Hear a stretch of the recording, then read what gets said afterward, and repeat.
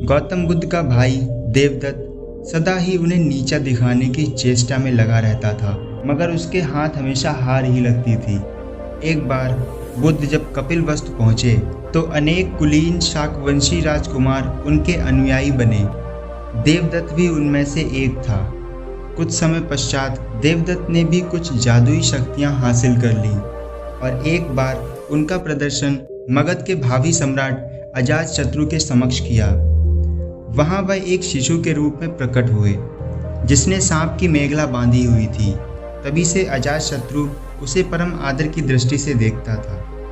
कुछ दिनों बाद देवदत्त मगध से लौटकर संघ में वापस आया तो उसने स्वयं को बुद्ध से श्रेष्ठ घोषित किया और संघ का नेतृत्व करना चाहा। भिक्षुओं को बुद्ध से विमुख करने के लिए उसने ये कहा कि बुद्ध तो बूढ़े हो चुके हैं और सठिया गए हैं, किंतु भिक्षुओं ने उनकी एक ना सुनी तो वह बुद्ध और संघ दोनों को देश देने लगा। खिन्न होकर वह वापस मगध पहुंचा और अजातशत्रु को महाराज बिम्बसार का वध करने के लिए प्रेरित किया, क्योंकि बिम्बसार बुद्ध और बुद्धों को प्रचुर प्रश्रय प्रदान करते थे। प्रारंभिक दौर में बिम्बसार को मरवाने की योजना असफल हुई, अतः उसने 16 धनुधारियों को बुद्ध को मारने के लिए भेजा, किंतु बुद्ध के व्यक्तित्व से प्रभावित होकर सारे उनके ही अनुयायी बन गए। क्रोध में देवदत्त ने बुद्ध पर ग्रीगकूट पर्वत की चोटी से एक चट्टान लुका दी, जो पहाड़ से उत्पन्न हुए 2 पत्थरों के रास्ते में रुक गया। देवदत्त की क्रोध की सीमा ना रही।